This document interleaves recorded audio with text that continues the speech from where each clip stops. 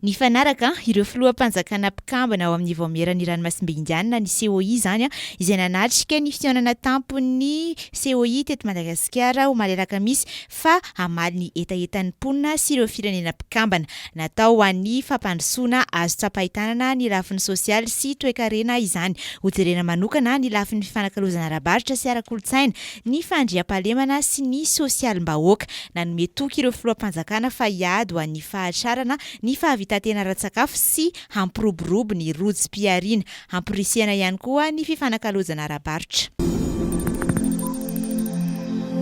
Efa tonga any Roma ho malalaka misy ny kardinaly Désiré Tsarahazana arcevêque ny Toamasina sy Monseigneur Fabien Rahary Lamboniaina évêque ny Morondava no sady filohan'ny fivondronam-ben'ny évêque eto Madagasikara. Tonga naneo fanajana farany ny nofo mangatsiaka ny Papa François tao amin'ny bazilika ny Masina Piera tao a Roma izy ireo omaly. Anatrika ny fandevenana nyity filohan'ny fiangonana katolika izay nodimandry ny alatsinainy teo tia no antondrian'izy ireo any an-toerana ho an'ny kardinaly Désiré Tsarahazana manokana kosa mbola handray anjara amin'ny conclave ifidiarana izay papa vaovao izy aorian'ny fandevenana.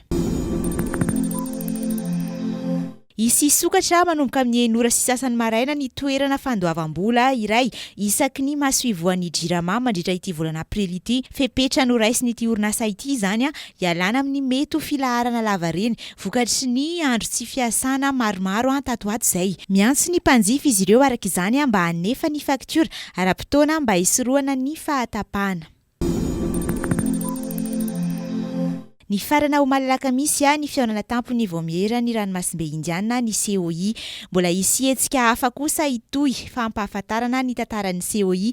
Isan'izany ohatra ilay fampiratiana sary mamerina ny 40 taona ny isian'ny voamera izay ho hita eny amin'ny komina Antananarivo renivohitra ny 7 aprily hatramin'ny 3 Mey izao. Tantaran-tsary momba ny asan'ny COI amin'ny sehatra maro toy ny fahasalamana, ny tontolo iainana, ny jono, ny fahavitan-tena ara-tsakafo ary ny fiarovana an-dranomasina no hita eny an-toerana.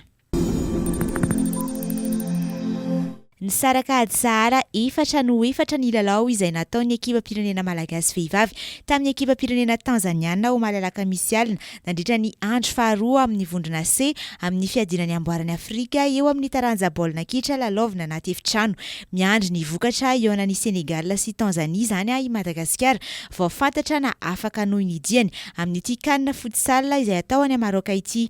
Ny voalohany isam-bondrona sy ny faharoa tsara indrindra no tafita amin'ny manasadalana.